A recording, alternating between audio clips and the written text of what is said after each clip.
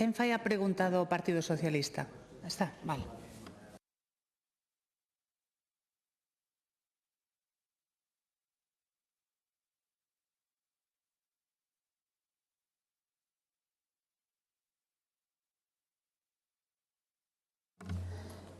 Ben, boa tarde a todos. Reanudamos a sesión coas preguntas ao Goberno. Damos comenzo coa pregunta de dona Patricia Iglesias Rey e don Carlos López Font do Grupo Parlamentario Socialista de Galicia sobre as medidas que prevé tomar a Xunta de Galicia para garantir a suficiencia de prazas de autobús desde Carballo ata Coruña. Para facer a pregunta, ten a palabra a señora Iglesias. Moitas grazas, presidenta. O primeiro de todo, señor Calvo, o meu máis sentido pésame polo falecemento do seu pai, ben o que se sente. Señor conselleiro, imos falar do transporte público por estrada na comarca de Bergantiños, porque a situación xa non é unha molestia puntual, nin un problema menor, é creemos nós, unha falla estrutural que afecta cada día a moitas persoas da Bisbarra. Os feitos están perfectamente acreditados e a realidade tamén é teimuda. Temos a liña de bus de Carballo a Coruña e os buses que chegan pola mañá cedo de Fisterra e Muxía entran en Carballo sen prazas, deixando persoas usuarias tiradas cada mañán, persoas que van a traballar, a estudar ou unha cita médica ou ao CHOAC. O seguinte servicio xa non é directo, tarda o dobre e converte 30 km nun calvario. Na estación da Coruña arriba decide quen sube e quen non en función do destino final, tendo preferencia os que van a Fisterra e nós creemos que iso é discriminatorio, arbitrario e sen base legal ningún protocolo establecido claro e vostedes sabeno ben. En vez de corrixir isto, o Goberno decidiu facer algo que se debe facer moi ben, promesas, propaganda que logo non cumplen. Pois porque despois de que se debatera esta iniciativa e se levara este problema e debatera neste Parlamento, anunciaron que a partir do 6 de outubro o bus das 8 da mañán desde Carballo ia incrementar a capacidade para garantir esas prazas e que non quedara xente tirada en Carballo. Pois ben, hoxe a situación non mellorou, digo eu, porque teño familiares, teño coñecidos que todos os días collen ese bus das 8 da mañán. Logo está o bus de Carballo Santiago, que isto evidentemente leva anos perdendo frecuencias desde que vostedes gobernan. Os horarios cambian sen ton nin son, sen previo aviso, sen criterio, e cando alguén quere preguntar, a quen chama? A estación de Carballo, señor Calvo, é unha auténtica estación fantasma, abandonada, sen oficinas, sen información e, sendo sinceros, dando medo, incluso pola noite. Pero a vosa aplicación, bus.gal, é un auténtico fiasco, sabe tamén, non ten información sobre os horarios de buses, os que te poidas fiar. Señor conselleiro, esta comarca está farta tamén de chapuzas, falta de improvisacións e farta tamén de sentirse tratada como un territorio de segunda. Mira, dígolle dende o respeto, pero con toda a retranca galega que podo, non? Aquí que necesita protección non é unha diputada do Partido Socialista, é a veciñanza da comarca, xente que madruga, xente que estuda, xente que vai a traballar, que non sabe se vai ter plaza no bus ou que horario vai ter. Por iso lle pregunto de maneira moi sinxela e simple, que medidas reais con datas e con garantías vai adoptar para mellorar o transporte público da estrada na comarca de Bergantiños? Moitas grazas. Moitas gracias.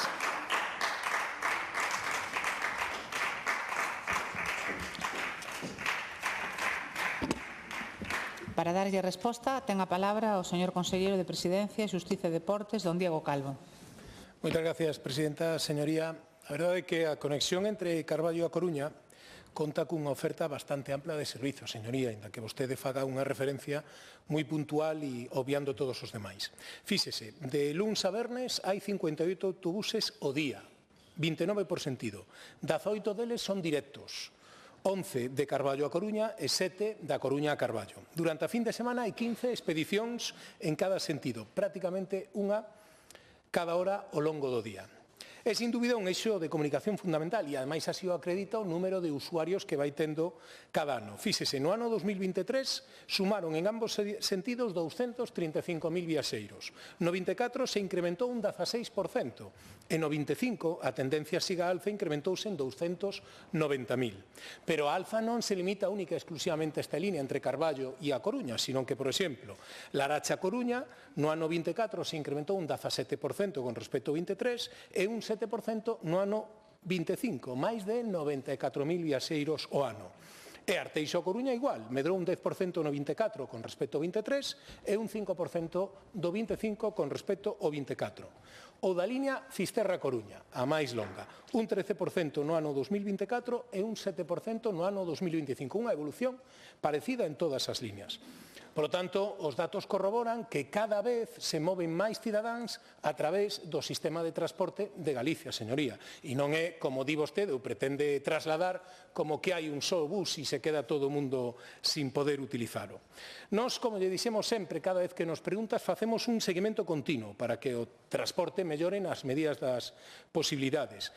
E intentamos, se o permite o contrato, crear novos servicios, incrementar as frecuencias, axustamos os horarios ou aumentamos a capacidade dos buses. Por exemplo, ampliando a capacidade de primeira hora da mañá do Fisterra C a Coruña, para atender alumnos que iban ao instituto da zona. Modificando o horario dun servicio entre Carballo e Corme, para posibilitar o enlace cos autobuses que chegan dende Carballo a Coruña.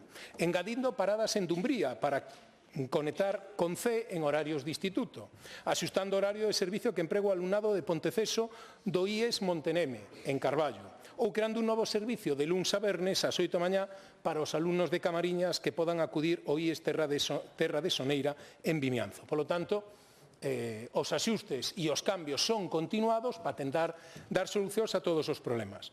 É verdade que se poden producir en algún momento que haxa algunha frecuencia que leva as prazas ocupadas, é certo, e traballamos ou tentamos traballar coa maior previsión posible. Pero nun día laborable normal como de hoxe, habilitamos 950 prazas nos autobuses que cobren servicios directos entre Carballo e a Coruña.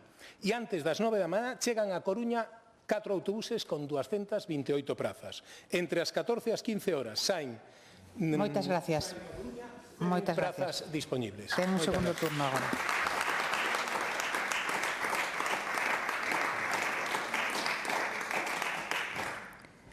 Réplica, señora Iglesias. Grazas, señora presidenta. Bueno, señor Calvo, os datos xa foron contestados a unha resposta escrita desta mesma deputada. Eu preguntáballe en concreto por algo moi sinxelo, realmente algo que se complementaron o 8 de outubro, reforzar a liña das 8 da mañán que va de Carballo a Coruña e a de volta das 7 da tarde que queda moita xente en terra. E sabe o ben, e non se reforzaron porque a día de hoxe chega a pasar. É bo que se utilice o transporte público, eso é evidente, pero estaballe preguntando por unha pregunta moi sinxela.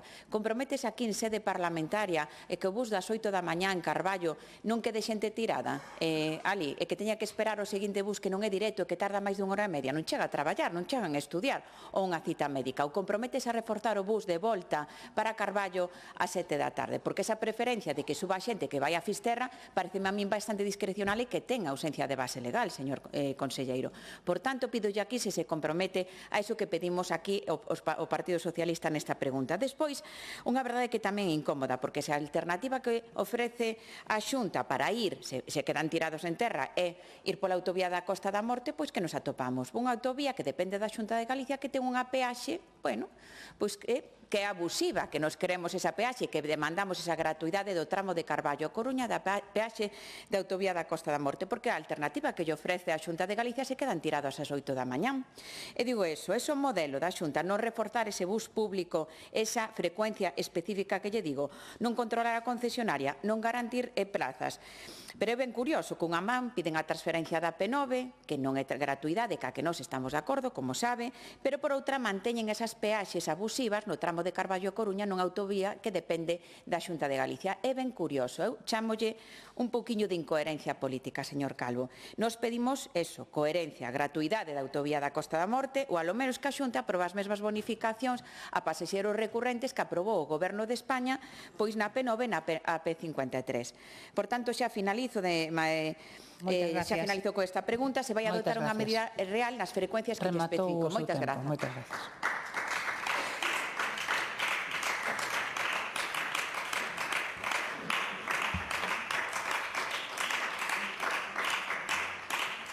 Réplica do Goberno, señor conselleiro. Eu a verdade é que presumía un pouco máis de rigurosidade. Non sabe vostede que os contratos de transporte comprenden un montón de líneas e o que eu lle intentaba explicar que en todas esas líneas sempre que se detecta unha necesidade, tentamos reforzar esa línea con máis prazos, máis reforzos, con máis prazas nos buses, máis reforzos, etc. Por lo tanto, facer ese tipo de proposta que vostede fai aquí carece de rigurosidade, e vostede o sabe, porque, lóxicamente, está dentro dun contrato.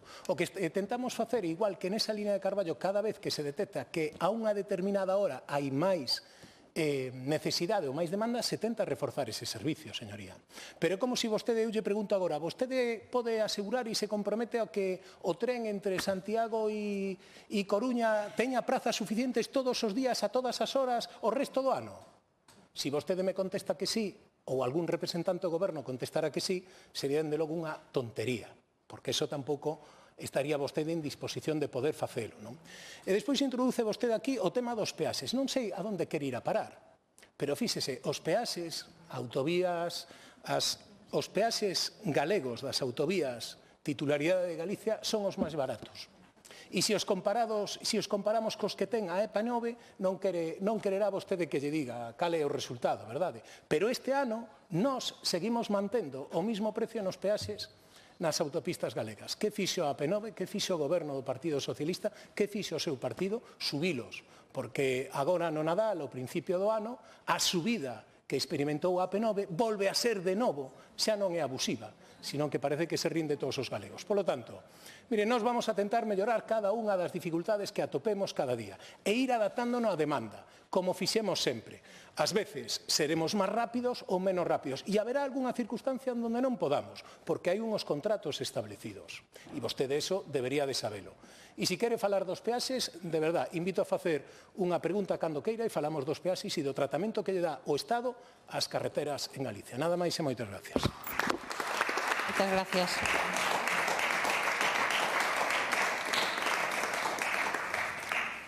Continuamos coas preguntas. Están informados de que hai unha alteración da orde do día que consiste en substanciar a continuación a pregunta número 44.056 de dona María Cristina Fernández e dous deputados e deputadas máis do Grupo Parlamentario do Bloque Nacionalista Galego sobre a rectificación e posterior tramitación da solicitude para que Galicia forme parte como membro asociado da UNESCO. Para formular a pregunta, ten a palabra a señora Fernández.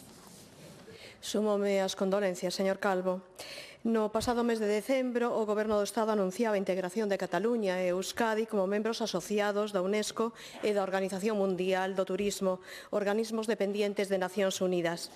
Non sucedía así con Galiza, por non ter solicitado ao Goberno autonómico a súa entrada nestes organismos internacionais. As declaracións feitas por vostede mesmo, conselleiro, sorprenden evidentemente porque din Galiza ten problemas máis importantes que o Estado debe solucionar e engade sentirse representados por España.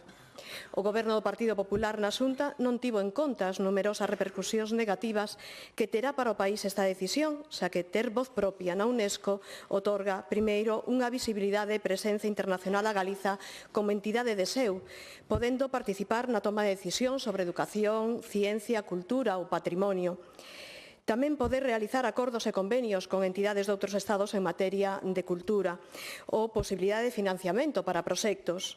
E, por último, someter proposicións ao Consello Executivo e colaborar nos traballos dos seus comités.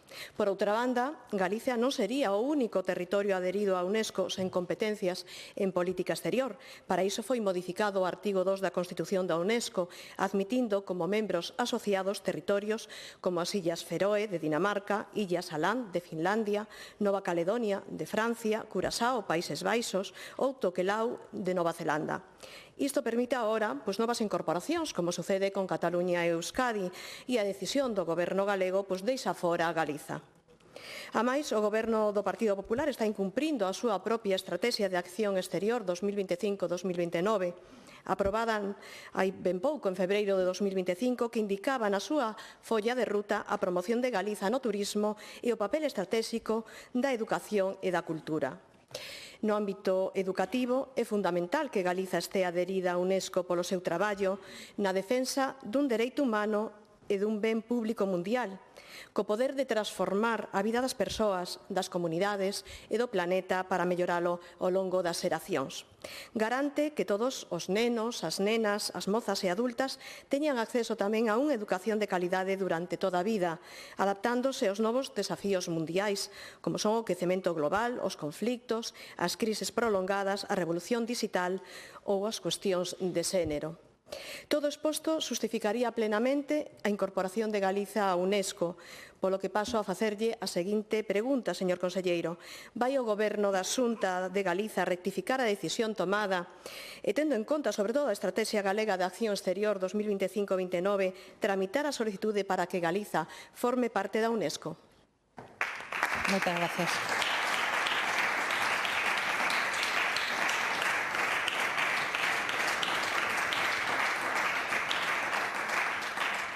Para darlle resposta, ten a palabra o señor conselleiro de Presidencia e Xustiza e Deportes, don Diego Calvo. Gracias, presidenta. Señoría, pois a resposta clara e concisa que lle podo dar é que non. Non ten pensado cambiar de opinión a este respecto do Goberno galego. Gracias.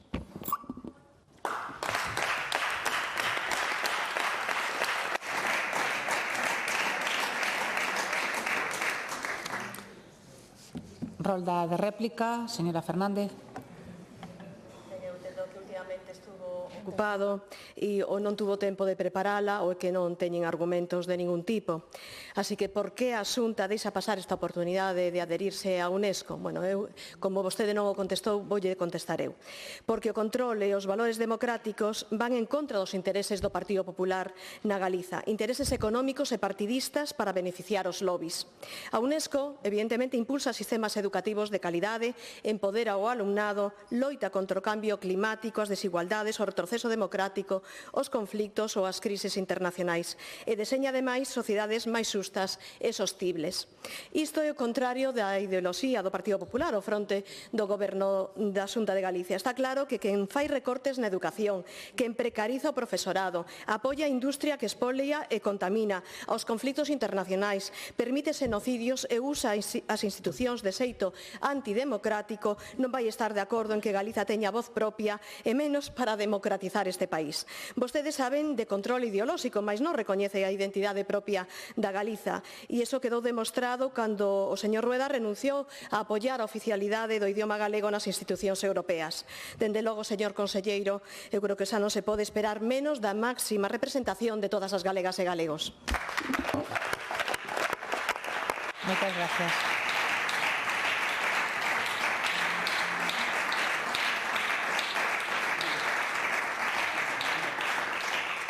Replicado o Goberno, señor conselleiro. Gracias, presidenta. Cando vimos a esta Cámara e contestamos, normalmente che din que non contestas o que queren, non? Que te vas polas ramas. Cando vimos a esta Cámara e contestamos concisamente e decimos non, entón vostedes, fíxese como son os do bloque, que entón empezan a decir eles por que decimos que non. E chegan a falar de valores xustos, de democráticos e de que non queremos democratizar este país. Non, fíxese, non, este país é perfectamente democrático. Existe unha democracia e cada 4 anos hai unhas eleccións. Vostedes están na oposición e nós estamos no goberno. E así levamos moitísimo tempo. O que pasa é que como non sai o que vostedes queren, se dedican a sempre insultar e a decir que todo o demais está así. Falaba vostede de valores democráticos. Mire, nós non entramos no xogo que fai o partidos independentistas en España co propio Pedro Sánchez. Isto se debe a unha negociación de Junts, vostede o sabe. E os partidos independentistas, se non están na UNESCO, parece que lles caen os anéis. Non nos sentimos perfectamente representados polo Goberno de España. Non temos ningún tipo de problema, pese a que o Goberno de España este gobernado neste caso polo presidente Sánchez. E se hai algunha discrepancia, a faremos saber. Non temos que participar nesa subasta diaria para manter o señor Sánchez un día máis no goberno. Eu sinto que vostedes consideren máis necesario ter relacións co partido chino de Vietnam, estar co partido comunista de Vietnam. Ai, que gracia, que gracia. Que gracia. É moito máis importante eso que atender outras cousas. Vostedes ata agora non dixeron nada da folga dos médicos por culpa do Estatuto Básico que o seu socio de goberno quere facer. Porque para vostede é máis importante ter as 500.000 euros que lle dan na Diputación de Lugo a ter coherencia política, que desa nunca tiveron e nunca terán. Ese é o verdadeiro problema do Bloque Nacionalista Galego.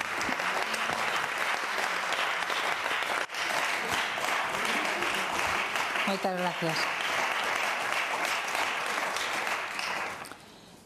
Continuamos coa seguinte pregunta de don Moisés Rodríguez Pérez e 10 deputados e deputadas máis do Grupo Parlamentario Popular sobre as condicións da vivenda pública que o Goberno Central pon a disposición en Vigo a través da empresa Casa 47. Silencio, por favor. Para formular a pregunta, ten a palabra dona Patricia García. Grazas, presidenta. Antes de nada, tamén súmome ao agarimo que transmito yo aos meus compañeiros e desesolles pronta recuperación. Boa tarde, conselleira. Vostede ben sabe que a vivenda é unha emerxencia social real e require políticas públicas ben deseñadas, coordinadas e con impacto efectivo na cidadanía. Pois iso, hoxe traemos a este pleno unha cuestión que afecta directamente a Vigo e que ten que ver co modelo de vivenda impulsado polo Goberno de España a través da denominada Casa 47. Antes Sareb, SEPE, máis do mesmo, non máis que un rebranding emocional. Falamos de 67 vivendas en Vigo, presentadas como alugueiro accesible, pero cunhas condicións económicas e de acceso que están xerando unha fonda preocupación social. Os datos son claros. O prezo do alugueiro fixado para a Casa 47 sitúase por riba da media do mercado libre en Vigo, cando precisamente se fala de vivenda pública. Os requisitos de acceso exixen ingresos moi por riba do salario reais de boa parte das familias viguesas e todo isto, ademais, a marxe do Rexistro Único de Demandantes de Vivendas, sen vinculación coa cidade de Vigo nin coas persoas que levan anos agardando unha solución. Ao mesmo tempo, Vigo conta con 5.500 persoas inscritas como demandantes de vivenda pública, persoas que non buscan anuncios senón propostas reais. Fronte a este modelo estatal, señora conselleira, en Vigo estáse a desenvolver outro moi distinto, porque a Xunta de Galicia está a facer un esforzo inversor sen precedentes en materia de vivenda nesta cidade, con cifras que falan por sí soas. 248 millóns de euros en investimentos previstos, 5.300 vivendas públicas planificadas, con actuacións concretas en Navia, no Fimático, en Ramón Nieto. Isto tradúcense en preto de 1.000 vivendas, 134 millóns de euros solicitados, como digo, xa en marcha en Navia, con partidas consignadas nos orzamentos dos proxectos de interese económico das áreas do Fimático Ramón Nieto xa mencionados. Rehabilitación de 140 vivendas no Casco Vello que multiplicará por 4 o seu investimento nos próximos 4 anos ata 4 millóns de euros. Compre subliñalo, a Xunta presidida por Rueda apenas leva 2 anos no goberno, está a facer a maior investimento en vivenda en Vigo. Eu quero agradecerlle á conselleira que teña a súa senda en Vigo, por moito que os autos lle pese, que estea controlando as orbas, porque sabemos a necesidade urxente de que teñamos esas vivendas postas xa para todas as familias viguesas. Por iso, señora conselleira, quero preguntarlle que valoración fai vostede este goberno galego do modelo estatal de Casa 47 e o seu impacto real sobre o acceso á vivenda pública en Vigo. Por agora, máis nada. Moitas gracias. Moitas gracias.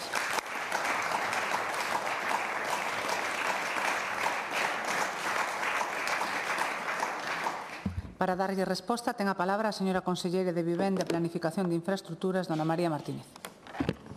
Gracias, presidenta. Señora García, señorías, o Goberno Central, o Ministerio de Vivenda, está a facer o que xa nos ten acostumados: propaganda, fume e, o que peor, a mentir, a dicir mentiras. A chamada Casa 47 non é máis que o xerme da mala xestión da Sareb, que despois foi a SOPES, que despois foi Casa 47, que recibe os activos das SEPES que previamente foron transferidos pola Sareb. Activos que recordo que foron solicitados para a súa cesión gratuita á nosa comunidade autónoma por unanimidade desta Cámara e que a resposta foi non. Pois ben, a ministra ven no pasado 11 de decembro a Vigo, xunto co alcalde e o delegado Zona Franca de Vigo, para dar a coñecer este proxecto piloto destes alugueiros das 67 vivendas da Sareb Logo Sepes, agora Casa 47, que alugarán supostamente a precio asequible. E aquí temos a primeira mentira. O precio da vivenda en alugueiro de Casa 47, o pon a páxina web do Ministerio e as propias bases, é de 8,8 euros metro cadrado. O precio da vivenda libre en Vigo é de 7,4 euros metro cadrado, é dicir, 1,4 puntos por debaixo do alugueiro de Casa 47. Se fose unha vivenda protexida por un promotor ou por un cooperativista con vivenda protexida, o precio oscila entre os 4,9 e os 5,9 euros. Pero que se fose unha vivenda pública, é dicir, cedida pola Sareb á Xunta de Galicia, o precio do alugueiro estaría entre 1,2 e 2 euros metro cadrado. Para ir máis ao detalle, tendo a lista das 67 vivendas que están alugadas por Casa 47, por tanto, polo Ministerio de Vivenda. Para acceder a unha vivenda de 2 dormitorios, o alugueiro o mes é de 805 euros o mes. Pero se é de 3 dormitorios, o alugueiro é de 887 euros o mes. Señora ministra, non tome o pelo aos galegos e as galegas. Iso non é un alugueiro asequible. Esos alugueiros están por riba do mercado de vivenda libre. Eu digo, non sería máis fácil ceder esas vivendas á Comunidade Autónoma, á Xunta de Galicia, que nós non teríamos que licitar esa execución a empresas externas por máis de 60 millóns de euros, nós a calificaríamos como pública con carácter permanente, porque aquí en Galicia as vivendas de promoción pública son protegidas con carácter permanente. Esa vivenda de 2 dormitorios que Casa 47 vai a alugar por máis de 800 euros sería alugada cun máximo de 158 euros pola Xunta de Galicia. 158 euros se o aluga a Xunta de Galicia fronte aos 805 euros se aluga Casa 47. En fin, unha tomadura de pelo. Moitas gracias.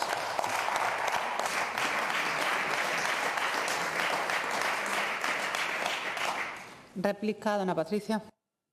Grazas, señora conselleira, pola análise e polos datos achegados na súa intervención, claros, concisos e tamén denigrantes para os vigueses.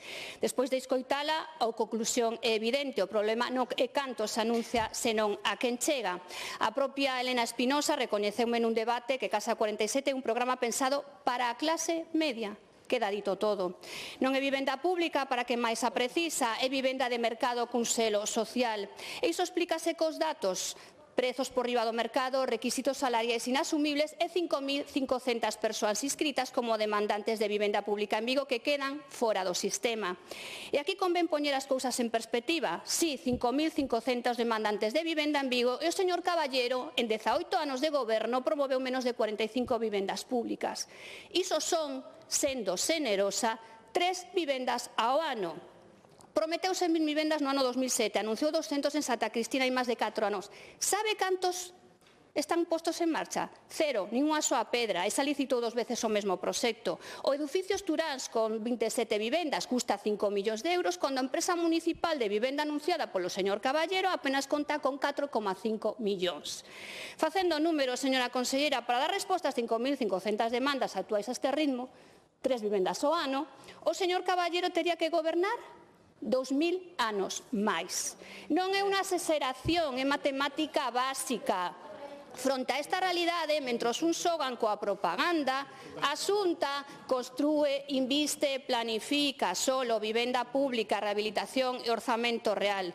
Un modelo inclúe, outro exclúe. O que venderon a ministra ao señor Caballero, como tamén dixo a conselleira, non é só suficiente, é unha falta de respeto á intelixencia das viguesas e dos vigueses. 67 vivendas frente ás 5.500. Gustaríame, señora conselleira, se pode vostede afondar nos datos que demostran que esta Casa 47 é un despropósito para Vigo. Grazas.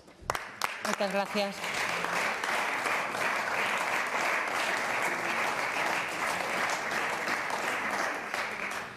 Réplica do Goberno, señora conselleira. Gracias, señora presidenta. Gracias, señora presidenta. Efectivamente, Casa 47 acabamos de ver que era unha mera propaganda, fume, mentira, porque os 8,8 euros metro cuadrado supoñen uns alugueiros medios para unha vivenda de 2 dormitorios de máis de 800 euros. E o cal ten a súa contraprestación tamén, porque como o importe de alugueiro non pode exceder do 30% dos ingresos da unidade familiar, isto significa que para poder acceder a unha vivenda de 2 dormitorios e pagar os 800 euros ao mes, tes que ter uns ingresos mínimos netos mensuais de 2.683 euros ao mes. Pero se pides 3 dormitorios e pagas 887 porque é o mínimo que podes pagar, os ingresos que te exixen é de 3.000 euros ao mes. 3.000 euros de ingresos mínimos netos para poder participar neste alugueiro asequible de Casa 47.8 estes son os pisos que ten en Vigo Casa 47. Quen reciba o salario mínimo interprofesional solamente poderá acceder a estes 8 últimos, que son estudios de entre 30 e 40 metros cadrados. Pero que peor, os ingresos medios dos vigueses, seguindo o establecido pola Axencia Tributaria, o ingreso medio dos vigueses é de 1.786 euros. Pois ben, o 84% destas vivendas de Casa 47 exixe ingresos medios netos, ingreso de alugueiro, ingreso mensual da unidade familiar superior aos 2.000 euros. É dicir, a maioría dos vigueses e das viguesas non poden acceder a esas vivendas de Casa 47. Pero aínda hai máis. Aínda é máis, non é que teñas que ter ingresos superiores á media para poder participar nestes alugueiros, senón que estes alugueiros os van a adxudicar con independencia de se estás inscrito ou non no rexistro de demandantes de vivenda. O cal quere dicir que non exixe ninguna vinculación con Vigo, é dicir, non fai falta que estés empadronado no Concello de Vigo, non fai falta que estés traballando no Concello de Vigo e queras residir no Concello de Vigo, non, eso dá exactamente igual. O único requisito é que os teus ingresos mensuais netos excedan dos 2.000 euros ao mes. Unha inconcebible, unha tomadura de pelo. Non se pode chamar alugueiro asequible a este programa que exclúe a maioría dos vigueses. O que teñen que facer é deixar de facer propaganda, ter sentidiño, ceder esas vivendas á Xunta de Galicia, que é o que estamos a pedir dende a unanimidade, espero que aínda así siga sendo así, desta Cámara, para que nós as califiquemos dende Galicia como públicas, con carácter indefinido e protección indefinida, as adxudiquemos a través do rexistro de demandantes a persoas inscritas no rexistro de demandantes porque están empadroadas en Vigo ou porque traballan en Vigo e queren recibir en Vigo e pasen a pagar 158 euros ao mes frente aos máis de 800 que ten que pagar se fose de Casa 47. Moitas gracias. Moitas gracias, señora conselleira.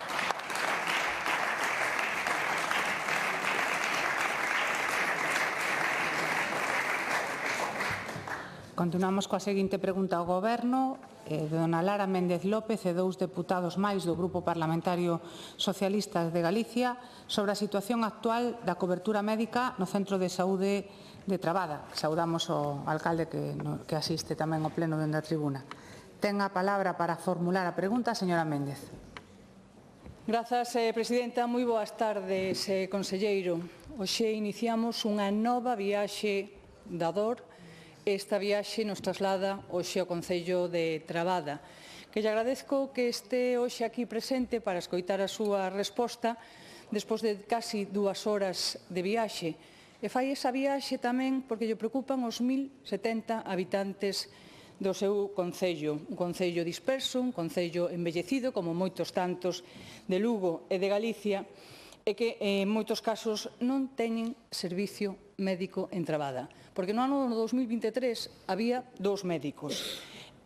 Fai xa máis dun ano só existe un médico. Xubilouse, non se cubreu e só hai un médico. Se a isto lle restamos días de vacacións, permisos, baixas que tamén se producen, porque isto produce unha sobrecarga tamén para o personal facultativo, unha situación de estrés, pois moitas veces isto acaba nunha baixa. E, polo tanto, pois en ese momento xa non hai ningún só médico. Incluso a veces tampouco teñen o servicio de enfermería. Polo tanto, chegan ao seu centro de salud e teñen que coller un coche ou un transporte público ou tirar de algún amigo veciño que os leve pois, o centro de referencia, que sería o de Ribadeo, media hora de viaxe. Seguimos coa viaxe da dor. Pero que moitas veces chegan a Ribadeo e se atopan tamén que coa saturación que hai no Concello de Ribadeo teñen que seguir traxectos, seguimos coa viaxe da dor ata Burela. En algún caso, cando un chega ao centro de saúde de Trabada, incluso xa dice, mira, vamos xa pa Lugo directamente, que a mellor se nos pode atender máis rápido. Pero a veces tamén, hoxe mesmo salía na prensa as urxencias de Lugo que están plantexando paros de 15 minutos porque lles falta persoal, e non só médico, enfermeiros, celadores, etc. Falta material e a veces hasta 10 horas esperando por unha cama. Esta situación da sanidade. Si ao Concello de Trabada, coa dispersión, co envellecemento, a estes 1070 habitantes, lle añadimos que hai unha residencia tamén da terceira idade que ten 39 usuarios, complica, porque o médico existente ou un só médico que teñen, ten que facer tamén atención a domicilio e a veces tamén atender aos usuarios do centro de maiores, da residencia de maiores. Dirán os do BP tamén, quen lle mandou a Diputación facer unha residencia, coas tenda tamén a Diputación, que será xa a próxima letanía que nos sacarán, que esas persoas que están usando estas residencias públicas da Diputación Provincial, cos atende tamén a Diputación Provincial. E decía esta mañá, conselleiro, un sistema sanitario público non é o que resolve todo no hospital. Compartimos, é certo. Moitas gracias. Pero para iso ten que funcionar os centros de primaria que non están funcionando como de Trabada.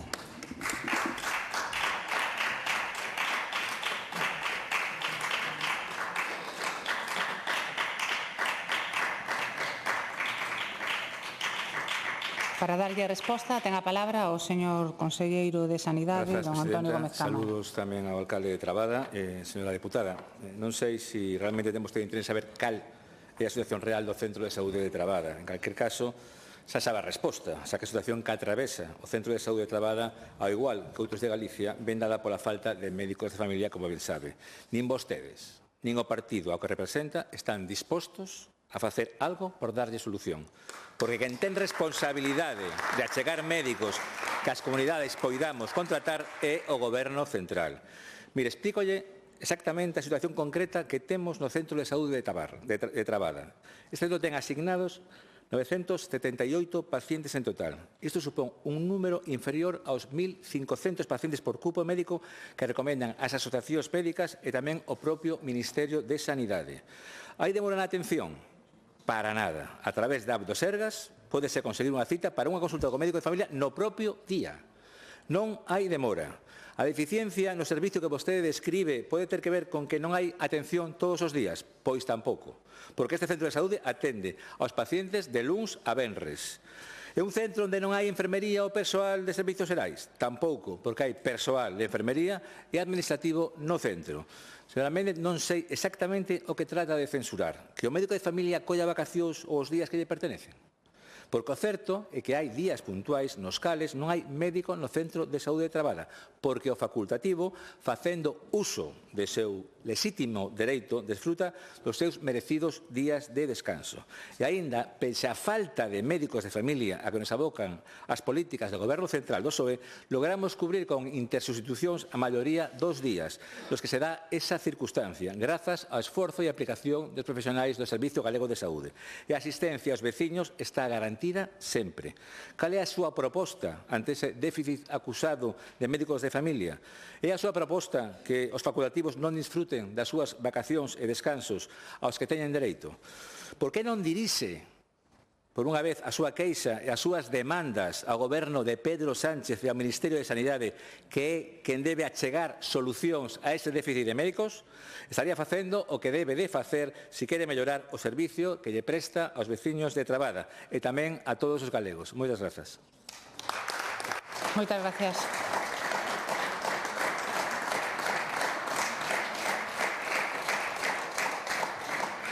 Rolda de réplica, señora Méndez. Bueno, xa escoitou, señor alcalde, que se queixan de vicio. Que é isto de protestar? A ver, que os seus veciños e veciñas os 1070 veciños e veciñas que sigan facendo a viaxe do Dor.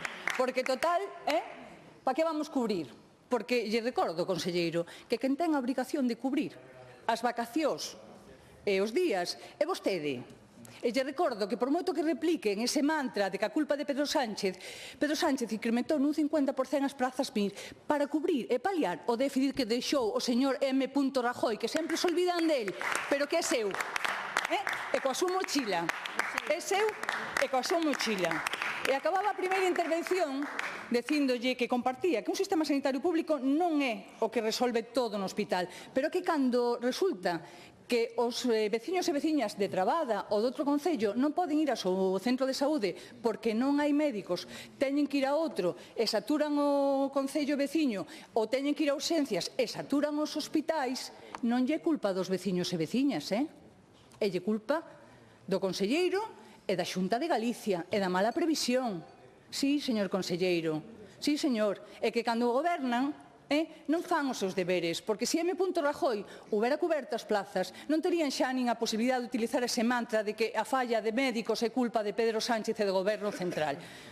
Porque dentro de 2000 anos, igual que o señor Caballero, cando deixe de gobernar Pedro Sánchez, pois xa non terán disculpa. E a ver, despois, de quen é a culpa do déficit facultativo e da situación dos centros de saúde. Porque aquí hai un alcalde preocupado polos seus veciños e as súas veciñas. Hai un alcalde que ten unha población envellecida e quere ver como o seu veciño e veciña, cando está mal, pode ir ao centro de saúde a ter unha resposta.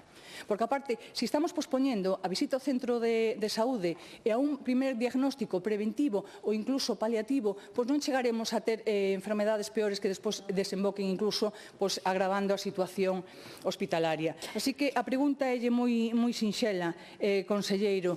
Por favor, xa non me responde a mí, respóndalle o alcalde de Trabada, que despois de 2 horas creo que merece tamén esa resposta. Ten previsto a Xunta de Galicia cubrir as necesidades do centro de saúde do Concello de Trabada?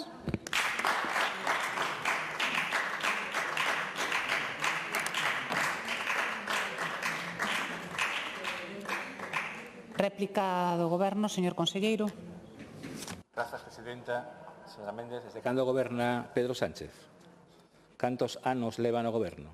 Sabe cantos centos e centos de médicos de familia non se ha podido formar por culpa de Pedro Sánchez? No, lo sabe. Bueno, a realidade é que estamos ante unha escaseza xeral de médicos de atención primaria en todo o Sistema Nacional de Saúde. Non é problema exclusivo de Galicia. O sea, hai paro cero en determinadas categorías. Medicina de familia é unha delas. Listas de contratación esgotadas. Non temos médicos de los cales tirar. É unha onda de xubilacións que coincide con anos no goberno de Estado non dimensionou ben a formación de especialistas. Desde cando goberna Pedro Sánchez? Iso tradúcese en que cando hai baixas, permisos, vacacións ou vacantes, non sempre hai médicos de familia disponibles para cubrir cada oco. Fronte a esta realidade, a Xunta fixo 2 cousas: actuar no que depende de nós e reclamar con insistencia o que depende do Ministerio.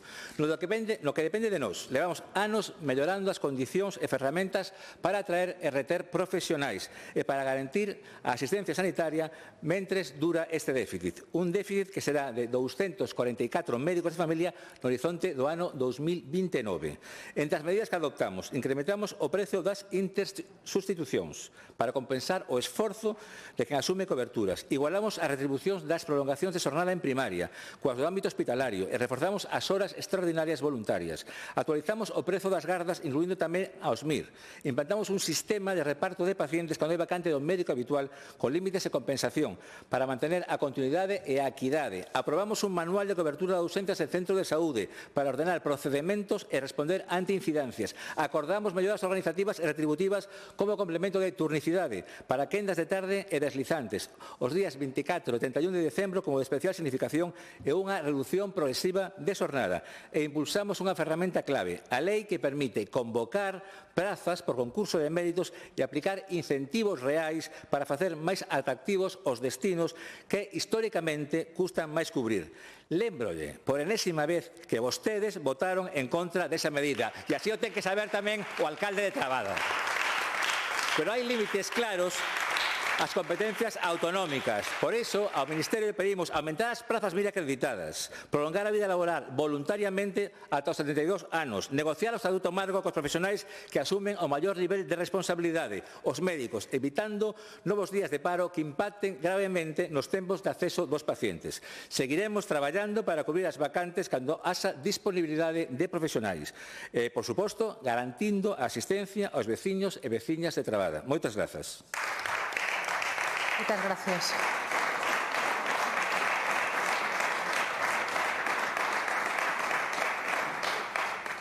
Continuamos coa seguinte pregunta de dona Silvia Longueira Castro e dona Elena Espinosa do Grupo Parlamentario Socialista de Galicia sobre o funcionamento do Servizo de Comidas do Complexo Hospitalario da Coruña. Para facer a pregunta ten a palabra a señora Longueira.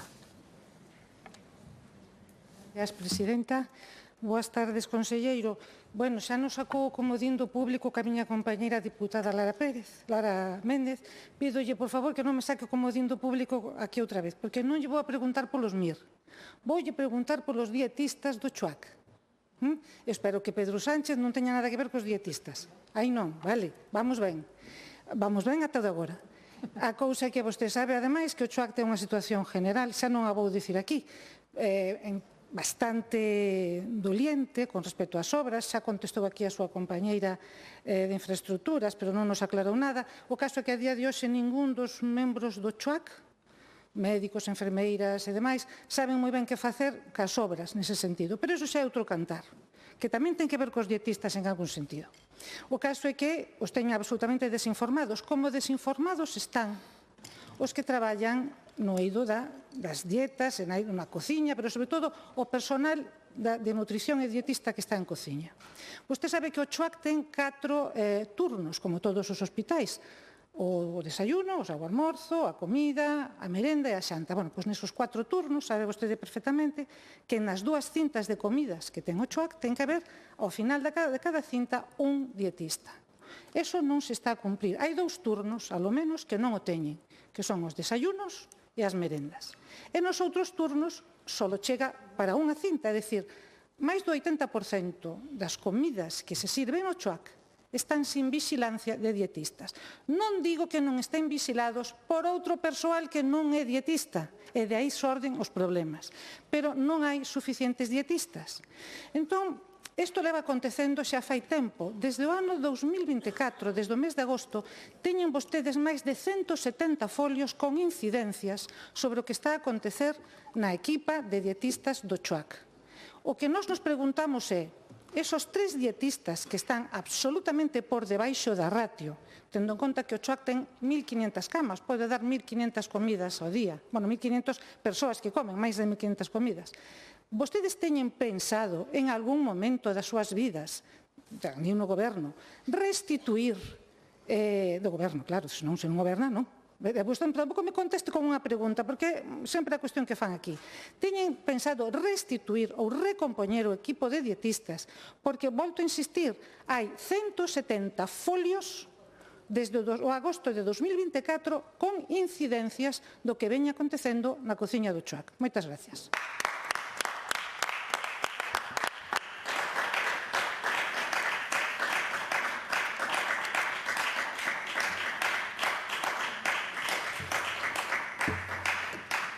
Gracias. Resposta do conselleiro de Sanidade, don Antonio Gómez Camaño. Grazas, presidente. Señoría, síntome na obriga de comenzar apelando á súa responsabilidade como deputada, cuestionar a seguridade da comida para que se sirve aos usuarios de sanidade pública, pois é poñer en cuestión un traballo exhaustivo de planificación e control a cargo das persoas responsables e poñer en dúbida o labor de centos de profesionais e, ademais, pretender alarmar as miles de pacientes. Eu non entendo a pregunta realmente. Hai que ter valor para lanzar graves afirmacións baseándose en absolutamente nada. Nada, e sen ninguna justificación. A sanidade pública, os seus profesionais e os seus pacientes merecen un pouquiño máis de respeto. Merece tamén esta Cámara, que non se creou para debater inventos. Porque o que traiga vostede aquí é un invento. Non existe problema algún cos menús elaborados para os pacientes ingresados no Hospital Público da Coruña. Cando se fala de persoas enfermas e de seguridade alimentaria, hai que facelo con respeto e rigor. A realidade no CHUAC é a seguinte. O cadro de persoal e técnicos en dietética está cuberto na súa totalidade e incluso se sustituyen todas as ausencias. As dietas elabóranse en función das indicacións clínicas específicas de cada paciente por profesionais titulados e cualificados. Os profesionais realizan as funcións propias da súa categoría, supervisando os menús elaborados de forma directa e indirecta en coordinación co resto do equipo asistencial. O persoal de cociña non ten acceso á historia clínica dos pacientes. Quen pode acceder exclusivamente é o supervisor de dietética, que é un profesional de enfermería. Tampouco é certo, ou doi a entender, de que o persoal de cociña modifique dietas ou pedidos. Os cambios de dieta se realizan desde as unidades de hospitalización polo persoal de enfermería. O persoal de cociña traballa con listados e códigos operativos que permiten elaborar e repartir as dietas indicadas, pero non decide nin altera a indicación dietética. Señoría, estamos a falar dun servicio que move volúmenes moi relevantes, máis de 1.300.000 servizos anuais, unha media diaria de 3.750 menús. E faise con cociña en liña quente, cun equipo de 26 cociñeiros e 190 pinches, garantindo tempo, seguridade e calidade. Se hai alguna incidencia puntual, analízase e dáselle a mellor resposta. O que non imos a aceptar é que veñan aquí a ser alarmas con afirmaciones infundadas que non se corresponden en nada coa realidade. Moitas grazas. Gracias.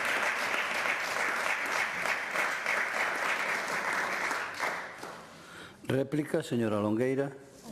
Señor conselleiro, eu tamén coñezo a táctica da triangulación. Hai 3 persoas e usted me quere enfrentar cos profesionais. Os profesionais non teñen, sí, me acaba de decir, a máis, tuvo a osadía de decir que eu fago un invento. Eu falo cos comités de empresa, eu falo cos representantes, eu falo cos traballadores. Ou vostede que cree que eu veño aquí a decir cousas que non sei? Non, volto a decir. A mí non me gusta inventar porque, mira, a realidad supera a ficción. Non me fai falta inventar.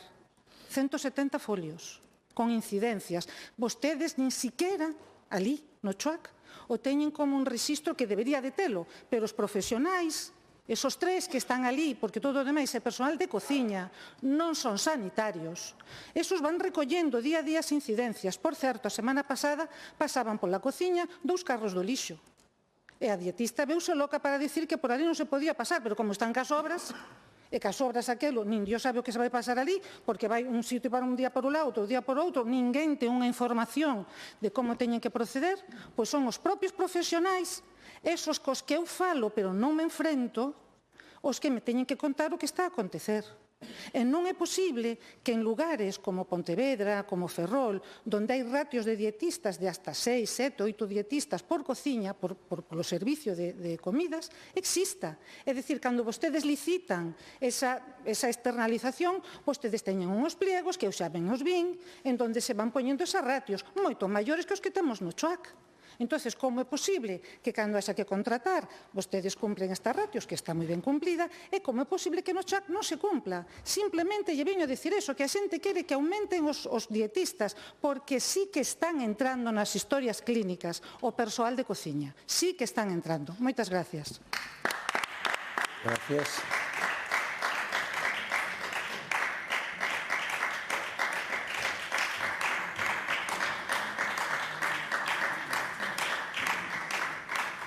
Peche da pregunta, conselleiro de Sanidade. Gracias, presidente. Vamos a ver. Insiste vostede en instalar o alarmismo na sociedade galega a costa da sanidade pública. Neste caso, pretende menoscabarla a través de toda a idea de que o CHOAC hai un problema coa alimentación dos pacientes e un descontrol absoluto dos menús e da súa seguridade. A vostede dalle igual, absolutamente, se iso crea desconfianza nos pacientes máis vulnerables. Non está ben alarmar con falsidades. Imos a repasar unha a unha as súas graves afirmacións. Fala de intrusismo e afirma sen ningún pudor que o persoal sin autorización accede ás historias clínicas das cociñas. Pero vamos a ver, usted sabe como se accede a unha historia clínica electrónica no Sergas? Non ten ni idea. Porque sabe, non ten ni idea, porque se supiese non diría eso, e menos diría que fa falado con eles, porque eso estaría prohibido, estaría denunciado, é delito. É un delito. Por tanto, non me aquí a contar contos. Bueno, hombre, O persoal de cociña non ten acceso á historia clínica, non ten, e tampouco modifica dietas, non se pode venir acá a mentir. Os cambios dietéticos efectúanse desde as plantas de hospitalización polo persoal de enfermería. O único ao que ten acceso o persoal de cociña é aos listados para saber o número e o tipo de dietas que ten que facer. Tamén mencionan que non se cobren as prazas de técnico superior de dietética. Non se dá conta vostede que foi precisamente este goberno o que fixo unha aposta incuestionable por incorporar as funcións de dietética e nutrición á sanidade pública. Foi este goberno o que creou primeiro a categoría estatutaria de técnico superior en dietética no Servicio Galego de Saúde no ano 2020. E foi tamén este goberno o que creou a categoría estatutaria de dietista no ano 2023. E no ano 2025 convocou as primeiras prazas estables con esas funcións no Servicio Galego de Saúde.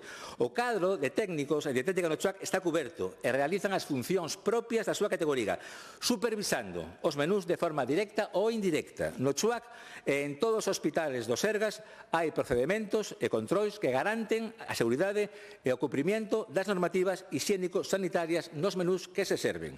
O CHUAC non é unha cociña pequena, é un dispositivo que presta 3.750 servicios diarios, con 26 cociñeiros e 190 pinches, liña quente, con seguridade e coordinación.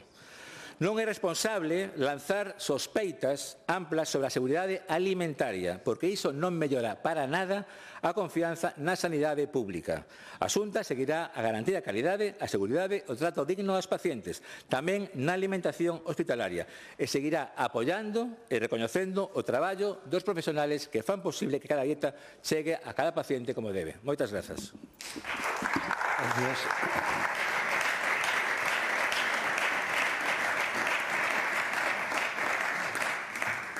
Pregunta de doña Elena Espinosa, do Grupo Parlamentario Socialista.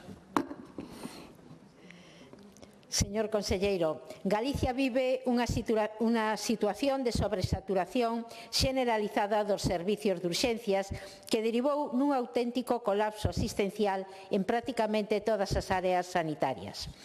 No Hospital de Montecelo, a presión asistencial levou a reprogramar cirurxías non urxentes. En Santiago de Compostela superáronse as 500 persoas atendidas nun solo día. O personal sanitario do CHUAC denuncia a sobrecarga que soportan os servicios de urxencias. Son só algúns exemplos que ilustran unha problemática que afecta a todo o sistema sanitario galego, inda que a área sanitaria de Vigo é a que está a asumir unha maior presión asistencial. As consecuencias son graves: tempos de espera inasumibles, pacientes atendidos en corredores, falta de espacio e de camas dispoñibles, así como unha sobrecarga extrema dos profesionales sanitarios sometidos a unha tensión constante e dificilmente soportable.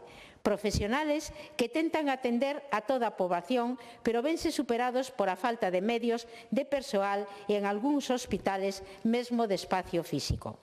E con todo, vostede, señor conselleiro, o pasado día 8 afirmou que o sistema responde con normalidade e sin incidencias destacables.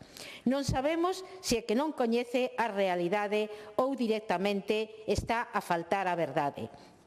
E sin acritud, hoxe queremos pedirlle que abandone os mensaxes triunfalistas, que aparte a habitual propaganda da Xunta de Galicia e que analice con rigor a situación actual.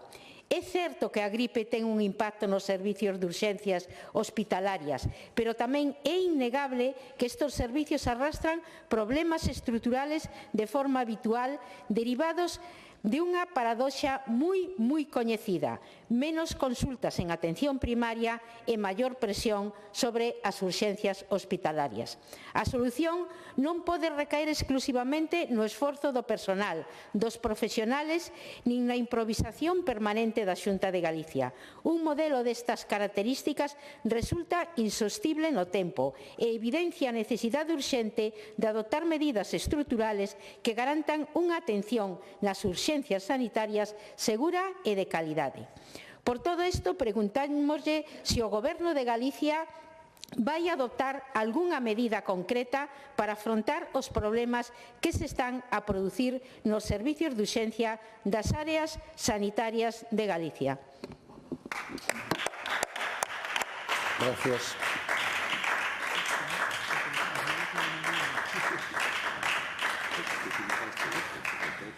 Resposta do conselleiro de Sanidade.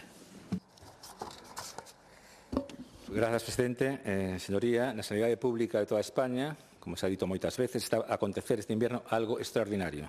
4 días de folga médica en decembro, 2 días de folga médica en xaneiro, unha semana de folga médica en todos os meses ata que chegue o verán. A sanidade pública galega afronta este inverno unha paralización da actividade inusual, consecuencia do enfrontamento dos médicos co Goberno de España. Un Goberno de España que impulsa un estatuto marco de persoal sanitario en contra do persoal sanitario con máis responsabilidade, os médicos. Como consecuencia dese enfrontamento, a sanidade pública galega só entre os meses de decembro e xaneiro suspendéronse máis de 80.000 actos asistenciais. Están a pasar realmente cousas moi graves na sanidade pública provocadas polo Goberno de España. E, como sempre, tratan de desviar a atención e poñer o foco nun asunto que non ten nada de extraordinario porque sucede todos os anos. O incremento da demanda asistencial como consecuencia da gripe e das infeccións respiratorias repítese todos os invernos e a sanidade pública galega está preparada para afrontala. Así que, en resposta á pregunta concreta formulada na súa iniciativa, sí. Tomamos medidas para reforzar o sistema sanitario durante esta temporada invernal e tamén tomamos medidas para intentar reforzar os servicios de urxencias da comunidade autónoma. Como xa detallei esta mañá na interpelación, estas medidas puxeronse en marcha o pasado mes de novembro coa activación do Plan Sanitario de Inverno, un plan que permite previr, planificar e xestionar os recursos necesarios para responder aos picos de demanda. O plan habilitou dispositivos e reforzos para esta tempada de gripe, establecindo medidas en todos os ámbitos. Os servizos sanitarios dimensionanse a tal efecto, incluindo reforzos que permiten atender momentos de sobredemanda. É, por tanto, infundada a súa acusación? Por suposto. Os profesionais viron incrementando a súa carga de traballo as semanas previas? Tamén. Estaba preparado o sistema para responder? Sen ninguna dúbida, sí. Non, imos a falar máis con datos na man. No último mes e medio, nos servizos de urxencias, atendérose 150.971 urxencias hospitalarias, as mesmas atencións que o ano pasado e menos que os anos previos. A presión de urxencias sitúase no 71,1%, inferior a tempadas previas.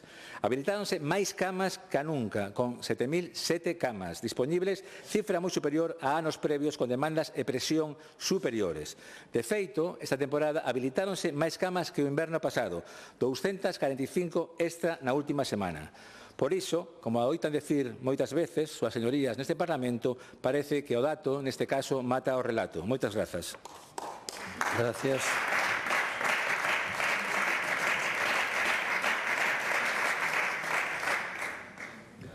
Réplica, señora Espinosa. Eu tratei de que vostede escoitase, pero xa vexo que non é posible. Eu lle decía que a gripe sí que pode influir algo, non o neguei na miña intervención, pero mire, este titular é do mes de xullo, urxencias tocan techo e valora derivar a los pacientes leves a primaria ou al PAC. Contolle este de agosto, señor conselleiro, el cierre de urgencias de tarde en 6 centros de salud satura el Cunqueiro. E podería leerlle moitísimos máis, si quere. Eu lle pregunto, hai episodios de gripe fortes os 365 días do ano? Non, señor conselleiro, a realidade é outra. E esas medidas que vostede falou aquí, se as puxeron, non funcionaron. Si é que as puxeron, porque non o sei, non funcionaron. E, por favor, lle pido que non bote a culpa ao Estatuto Marco. É un estatuto negociado cos sindicatos e sabe perfectamente que os médicos, os sindicatos médicos están a demandar competencias que non son do Goberno de España, si son súas da Xunta de Galicia e de outras comunidades autónomas.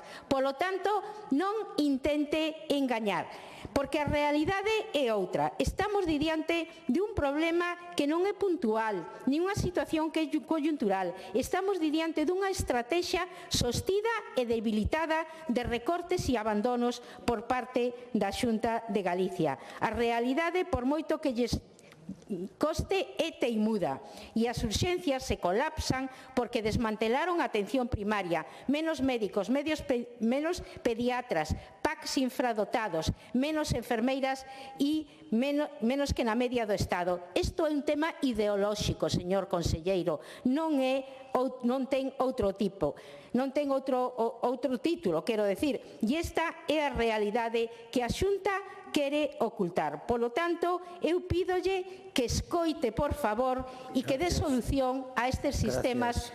Gracias. Está escoitado.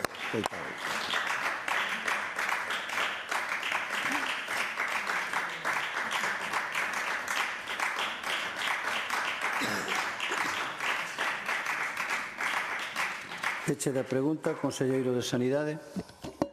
Gracias, presidente. Señora Espinosa, a Sanidade Pública Galega está preparada para facer fronte ao incremento de demanda asistencial pola onda de gripe e dar unha resposta aceitada e coordinada. Usted elixe agora os puntos a lo largo do ano onde hai máis presión asistencial nos servicios de urgencias, porque tamén colle o verán, que é onde hai menos facultativos, porque a xente está de vacacións, e tamén hai un aumento de población en determinadas zonas geográficas de España. Eso é facer trampas. Isto é facer trampas. Sí. Ustedes volven aquí sempre coas mesmas historias de apocalipsis, colapso, alarmando a xente sin motivo, ou con un motivo, que creo que é tapar realmente a que ten montado o Goberno de España coa folga de médicos que le vamos padecendo desde hai meses.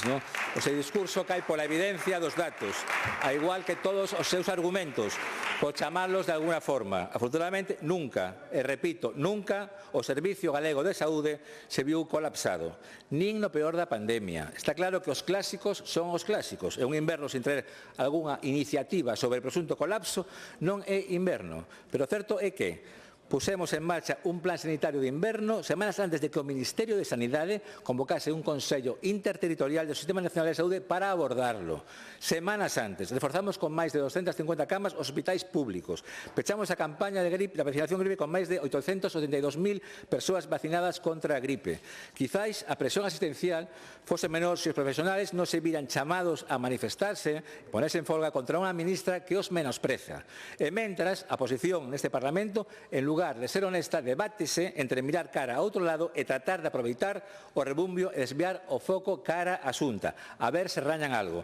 As folgas e paros contra o borrador do Estatuto Marco están facendo que se resinta o sistema sanitario, dificultando o fluxo de pacientes en todos os niveis. Por que cando paran os profesionais sanitarios, cando paran os médicos por culpa do Estatuto Marco do Goberno Central, non que non se ven recoñecidos a consecuencias deses paros non o sufre a ministra, sino pagan os ciudadanos a través de máis esperas. Está claro que este debe ser o único motivo polo cal manteñen vostedes a señora Mónica García sentada no Consello de Ministros.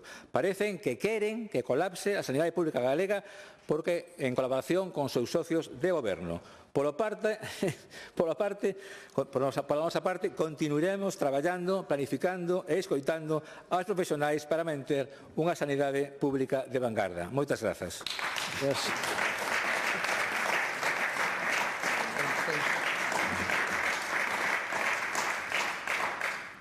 Pregunta de don Miguel Ángel Viso, do Grupo Parlamentario Popular.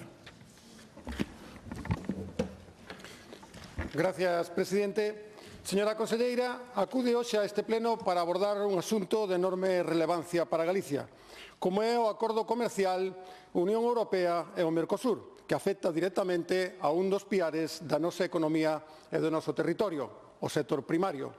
Un debate que, ademais, non é novo neste Parlamento. Onte mesmo xa analizamos esta cuestión e os distintos grupos parlamentarios deixaron claras as súas posicións. Un debate necesario porque falamos de miles de explotacións gandeiras e agrícolas, de rendas familiares, de equilibrio territorial, pero, sobre todo, falamos de futuro do noso rural.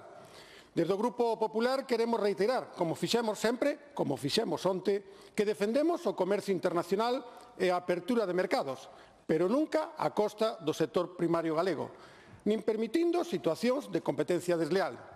Galicia produce con altos estándares sanitarios, ambientais, laborais e de benestar animal, e iso debe ser unha garantía, non unha desvantaxe.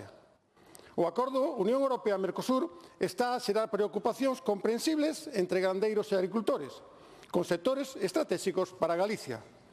Existe o temor fundado de que a entrada de produtos a baixo custo, producido baixo normas menos exixentes, exerza presión sobre os precios e poña en risco a rentabilidade das explotacións. Por iso é clave que as cláusulas de salvagarda non sexan só unha declaración de intencións, senón ferramentas reais, eficaces e de aplicación rápida. Nos últimos días, ademais, escoitamos declaracións que xeran dúbidas razoables sobre como se aplicarían estas garantías na práctica. Aquí, o papel do Goberno de España é determinante. É quen negocia en Europa e é quen debe defender con firmeza os intereses do sector primario galego, garantindo que todo produto que entre no mercado europeo cumpra exactamente cos mesmos requisitos que se lles exixen aos nosos produtores. Do mesmo xeito, será fundamental reforzar os controis en fronteira, competencia, como todos sabemos, tamén estatal, para asegurar que non se incumpren os estándares europeos. A todo isto tamén se suma o escenario da preocupación estrutural, o futuro da política agraria común, xusto cando se debate o marco financeiro do ano 28-34. Señora conselleira, vostede sabe que Galicia precisa unha PAC forte, unha PAC que xere estabilidade, que xere relevo xeracional e, sobre todo, desenvolvemento rural. Por todo isto, facemos unha pregunta clara e concreta. Que pasos vai dar a Xunta de Galicia para garantir que as salvagardas se apliquen de forma efectiva, que se reforcen os controis e que o Goberno de España asuma ante Europa unha defensa firme dos intereses do sector primario galego neste novo escenario? Nada máis e moitas gracias. Moitas gracias.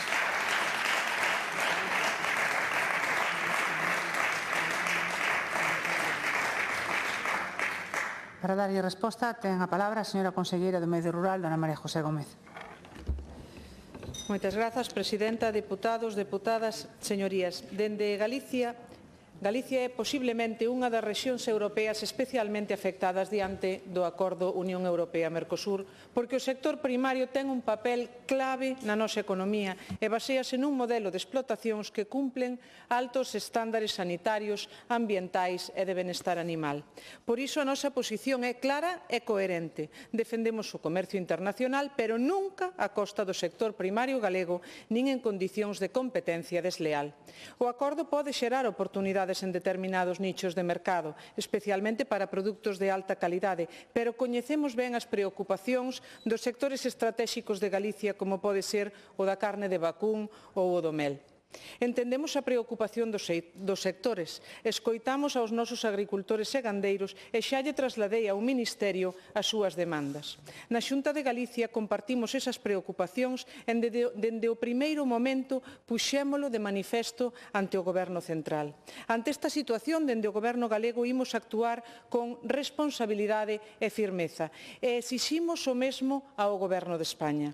En primeiro lugar, solicitamos en reiteradas ocasións ao Goberno central que non se aplique o acordo de xeito provisional mentras non queden plenamente blindadas as garantías para agricultores e gandeiros recollidas no regulamento de salvagardas. Ao mesmo tempo, reclamamos un incremento do Fondo de Continxencia da Unión Europea para crises e unha maior dotación financiera da nova PAC. Entendemos que esta disposición de recursos é máis que necesaria que nunca ante a variabilidade e inestabilidade que vivimos a nivel global.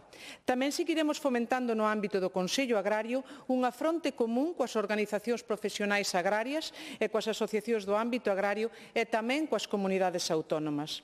En materia de control, instamos ao Goberno central a incrementar os controis en fronteira por riba dos compromisos xa avanzados polo ministro. E dende as competencias de Galicia implantaremos un plan específico de control dos produtos importados, incrementando o número de inspeccións sobre a correcta etiquetaxe e trazabilidade, sobre a orixe real e a calidade efectiva dos produtos e así como a loita contra fraudes e imitacións das marcas de calidade galegas. Ademais, poñeremos en marcha de xeito inmediato o Observatorio de Prezos de Galicia para facer un seguimento continuo da evolución do mercado. Reforzaremos a promoción dos produtos galegos nas canles curtas de distribución e de proximidade, como xa o vimos facendo en outros ámbitos. Neste mesmo sentido, instamos tamén ao Goberno central a que defenda diante da Unión Europea a incorporación incorporación de máis indicativos de calidade galegos ás denominacións de orixe protexidas no acordo, dado que actualmente só hai dúas. Apoiaremos a exportación daqueles produtos que poidan aproveitar e realizaremos campañas de sensibilización dirixidas aos consumidores para que consuman esa marca Galicia Calidade. Moitas gracias.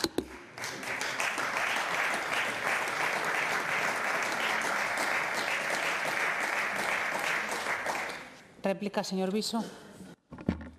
Gracias, presidenta. Gracias, señora conselleira. A súa resposta deixa clara unha cuestión fundamental. Galicia non se sitúa nin na resignación nin no alarmismo, senón na existencia e na defensa activa do seu sector primario, con medidas concretas en riba da mesa. É importante trasladar tranquilidade ao sector, porque existen instrumentos para protexer o mercado, pero tamén firmeza, porque esas garantías só son útiles se se aplican de maneira efectiva. Neste sentido, valoramos especialmente o compromiso da Xunta de exixir que o acordo non se aplique de forma provisional mentre non estén plenamente blindadas as salvagardas para agricultores e gandeiros. Tamén é relevante o anuncio de reforzar os controis, como vostede acaba de dicir, tanto reclamando ao Goberno de España un maior control en fronteira, como implementando dende Galicia un plan específico como vostede desarrollou ahora mesmo, detención de residuos, condicións sanitarias, correcta etiquetaxe, trazabilidade, etc. Queremos poñer en valor, ademais, a posta en marcha do Observatorio de Precios de Galicia, que permitirá facer ese seguimento continuo de evolución dos precios, especialmente en leite e en carne, así como o esforzo da promoción dos produtos galegos, sobre todo destacando os produtos de Galicia Calidade. Tamén compartimos, como non, a necesidade de impulsar esa fonte común co sector e reclamar unha PAC forte, con maior dotación financeira, porque nun contexto de incerteza internacional a política agraria común segue sendo a principal garantía. Señora conselleira, desde o Grupo Popular reiteramos que estaremos ao lado da Xunta nesta defensa, apoiando con feitos e trasladando con claridade ao Goberno de España que Galicia non acepta competencia desleal nin perda de oportunidades para o seu sector primario. O campo galego necesita garantías, seriedade e apoio real. En esa liña, señora conselleira, contará sempre con noso apoio. Nada máis e moitas gracias.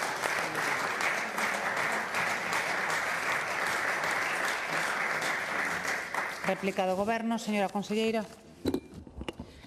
Grazas de novo, presidenta, deputados, deputadas. Dende o primeiro momento, dende o Goberno galego, mantivemos un contacto continuo co sector, como lle dixen, escoitamos as súas preocupacións diante deste acordo co Mercosur e trasladámolas ao Goberno central. Fixémolo incluso antes de que o propio sector se manifestara. O Ministerio de Agricultura transmitiunos sempre as bondades do acordo, incluso cando dende Galicia lle insistimos na nosa preocupación polas implicacións que tería para o sector primario. Por tanto, os nosos gandeiros e agricultores saben que a Xunta de Galicia sempre defenderá os seus intereses. E así o demostran os feitos. Demostrámolo cando os prezos da carne se desplumaron e puxemos en riba da mesa 12 millóns de euros para a ternera gallega suprema. Demostrámolo tamén coas enfermidades que afectan a nosa cabana gandeira, especialmente co bovino. Demostrámolo ante situacións excepcionais como a vivida este verán cos incendios forestais. E demostrámolo de novo agora. Acabamos de presentar no Consello da Xunta un amplo paquete de medidas, as 10 que relataba na miña primeira intervención, que demostran o compromiso do Goberno galego co noso campo ante as incertezas xeradas polo Acordo Unión Europea-Mercosur. Adiantámonos así ao Goberno central, do que aínda estamos esperando que concrete o que vai facer diante deste novo escenario que se abre. Avanzamos xa estas medidas que imos desenvolver no curto e medio prazo ante a posibilidade de que o acordo poida entrar en vigor de xeito provisional e sen as cláusulas de salvagarda reforzadas que sempre defendemos como algo que era completamente innegociable. E se isto é hoxe unha posibilidade, é debido a que algúns que co seu voto para levar o acordo ao Tribunal de Xustiza da Unión Europea deixaron a porta aberta a súa entrada en vigor provisionalmente e sen estas garantías de xeito inmediato.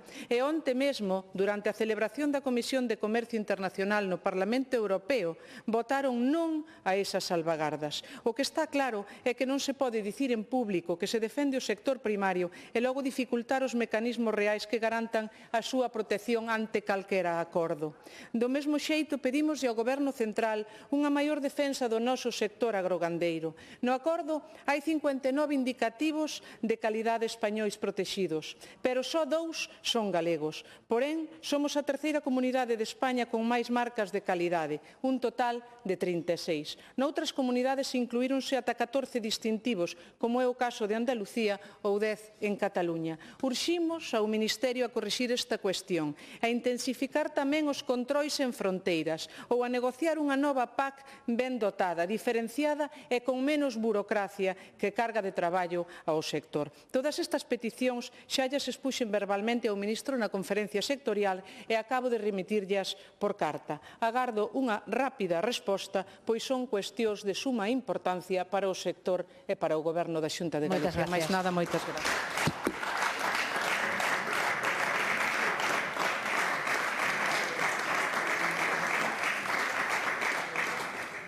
Continuamos coa última pregunta do orde do día de dona Rosana Pérez Fernández do Grupo Parlamentario do Bloque Nacionalista Galego. Grazas, presidenta. Conselleira, en 2023, cando vostedes gobernaban na UE e tamén aquí, e cando aprobaron definitivamente o Regulamento de Control da Pesca, Galiza xa tiña 3.766 buques de artes menores. Por certo, hoxe, 3 anos despois, temos 83 menos que en aquel momento. Case o 90% destes eran de menos de 12 metros de eslora. Naquel momento, cando vostedes apretaron o botón do sí, condenaron a eses máis de 3.700 buques a cumprir unhas normas que xa sabían daquela que eran imposíveis de cumprir. Sabían que a maioría pescan dentro das rías, en augas interiores, a distancias que apenas están lonxe das lonxas, onde se pesa e se rexistra o produto. Sabían que xa estaban suxeitas a cotas máximas de capturas e que tiñan que cumprir as vedas correspondentes de cada especie. É dicir, sabían, vostedes, que tiñan unha chea de medidas de regulación, supervisión, comprobación, inspección e vixiancia que cumprir para garantir a sostibilidade da frota e dos recursos. Malia isto, vostedes dixeron e din que en Europa non coñecen a nosa realidade e meteron no mesmo saco a frota industrial e a frota artesanal, que é a maioría da que temos en Galiza. Se non a coñecían, señora conselleira, en Europa, a nosa realidade, vostedes estaban ali para lle dicir calé, pero non o fixeron. Vostedes xa sabían daquela que no 2026 entrarían en vigor as normas que rexen desde o 10 de xaneiro deste ano para os buques de 12 metros de eslora. Igual que saben, señora conselleira, igual que sabemos todos os demais, que estas normas vanse estender no 2030 aos barcos de 9 metros de eslora, é dicir, a todos os do marisqueo a frote e algún máis. Como é posible, señora conselleira, que sigan mentindo a día de hoxe e que digan que non teñen nada que ver con este regulamento? Conselleira, hoxe vostedes tamén gobernan Galiza e Europa. É dicir, vostedes teñen a sartén polo mango, son os que mandan e teñen, polo tanto, a posibilidade, a obriga, diríamos nós, de reverter a situación na que vostedes mesmos meteron a frota artesanal galega. Por tanto, a miña pregunta é moi clara. Que vai facer para evitar as consecuencias negativas que o regulamento xa está a traer na nosa frota artesanal? Moitas gracias.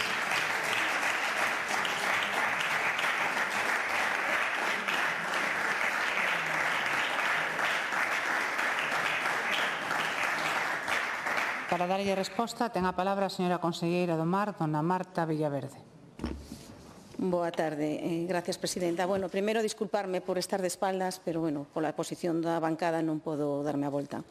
Bueno, en primeiro lugar, decir que o que vai a facer a Xunta de Galicia é seguir traballando ali onde sexa necesario para defender o noso sector pesqueiro e, como non, por suposto, a nosa frota artesanal.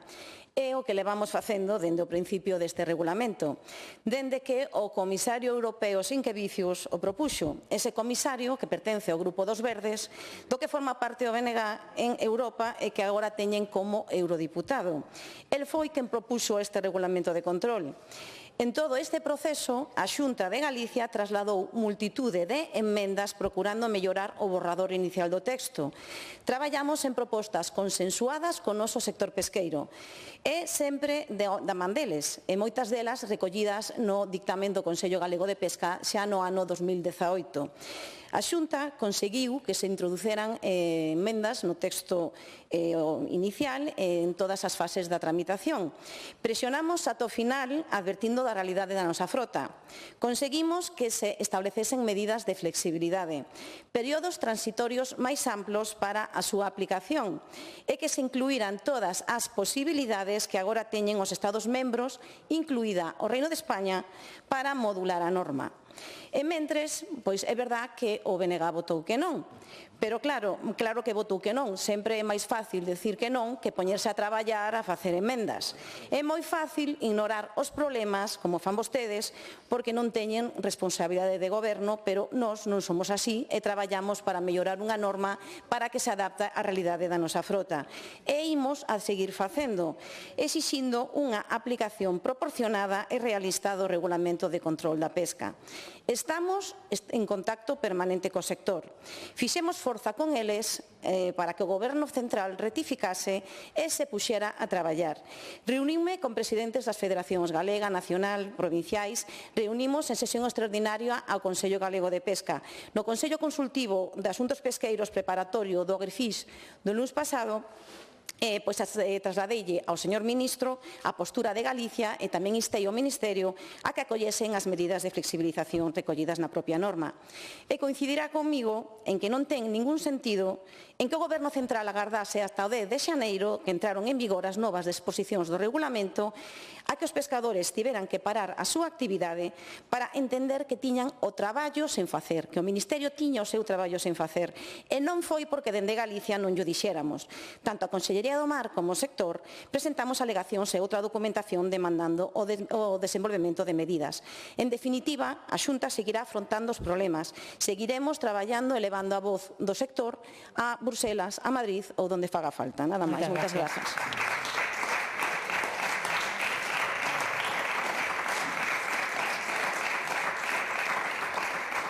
Réplica, señora Pérez.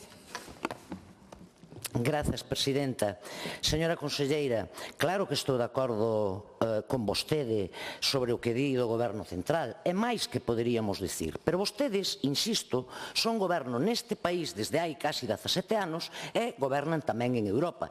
E fíxense, o señor Sinquevicius estaba posto ali polo Partido Popular, igual que está agora o señor do Partido Popular, que é o comisario de Pesca que se chama Costas Cádiz. É dicir, é colega seu. Por lo tanto, insisto na miña primeira intervención. Vostedes teñen a sartén polo mango. Son os que mandan e deben reverter esta situación. Fíxese, conselleira, sin acritude, a súa incoherencia, as súas mentiras, os seus enganos están documentados. Están incluso documentados en esta Cámara. Vostedes votaron nesta Cámara 5 veces, non unha, nin dúas, nin tres, 5 veces a 5 iniciativas distintas dende o ano 2021 do Bloque Nacionalista Galego, donde pedíamos a exclusión do regulamento da frota artesanal galega, entre outras moitas cuestións. Vostedes votaron a favor das nosas iniciativas, mesmo cando, en decembro de 2023, cando había 2 meses que votaran a favor de que o regulamento se puxese en marcha. Polo tanto, insisto, agora de nada vale poñerse detrás dunha pancarta e decir, como din vostedes, que os pés do Partido Popular é porque son o Partido da Pesca. Non, señoría, vostedes non son o Partido da Pesca, vostedes son o Partido da Patraña, o Partido das Pantasmadas e, sobre todo, o partido dunha palabrería cada vez máis barata e que cada vez cree menos xente. arranxen esta desfeita na que meteron a frota artesanal galega porque teñen o goberno na Unión Europea e en Galiza. Exclúan a pesca. Moitas gracias.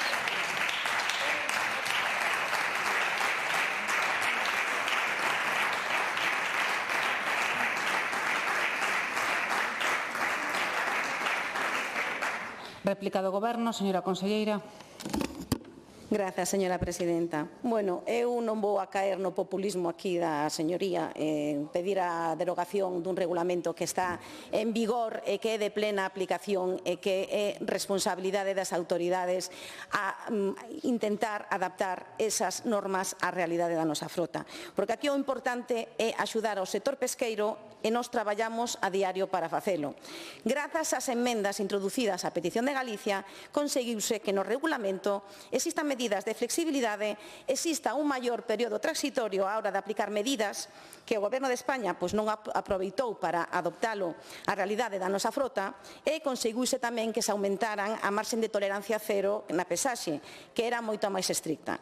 Se o BNG tanto defende ao sector pesqueiro, non sei que fai no Grupo dos Verdes en Europa, que son os maiores enemigos dos pescadores. En este mesmo Parlamento tamén lle recordo que adoptouse en marzo do 2023 unha moción solicitando expresamente que o Grupo dos Verdes rectificase por actuar sistemáticamente en contra dos intereses da cadena mar industria galega. Por moito que digan que votaron en contra do regulamento, moitos dos problemas actuais teñen a súa orixe na proposta do seu comisario Sinquevicius e na posición do seu grupo parlamentario dos Verdes de Europa, que foi especialmente combativo a favor dun maior control da pesca. Mire, precisamente o que decía o seu grupo na Eurocámara despois da aprobación do primeiro informe que foi aprobado no Parlamento no ano 2021. O grupo votou en contra do informe porque será máis difícil para as autoridades planificar as inspeccións e informar das infraccións, o que pode levar a un aumento das capturas non declaradas e isto terá en detrimento dos recursos biolóxicos marinos, é dicir, ao seu grupo o que lle preocupa son os peixes, non os pescadores, e a nós importanos as dúas cousas, que haxa recursos pesqueiros e que os pescadores podan faenar en condicións proporcionadas de seguridade e ao mesmo tempo garantir a trazabilidade do produto que chega aos consumidores. O que sí é sorprendente, insisto, é que tendo 2 anos dende a entrada en vigor da primeira parte do regulamento, o Goberno central deixara todo para a última hora. Fíxese, estas novas disposicións do regulamento entraron en vigor o día 10 de xaneiro e houbo que agardar hasta o 19 de xaneiro para que o Goberno central convocase aos representantes dos pescadores para decirlle que vai a trasladar a Bruxelas unha proposta de flexibilizar as medidas de control. 2 anos despois da entrada en vigor e 9 días despois da súa aplicación. Eles terán que explicarlles ao sector pesqueiro por que non fixeron con tempo o seu traballo e por que non se puxeron a traballar cando tocaba. E vostedes, desde o BNG, tamén terán que explicarlles por que apoian a un goberno en Madrid que unha vez máis non defende os intereses de Galicia nin tampouco defenden ao sector pesqueiro galego. Asegúrolle que nós, dende o Goberno galego, seguiremos traballando, seguiremos defendendo e levando a voz do noso sector do mar a Madrid, a Bruxelas e a donde faga falta. Nada máis. Moitas grazas. Moitas gracias.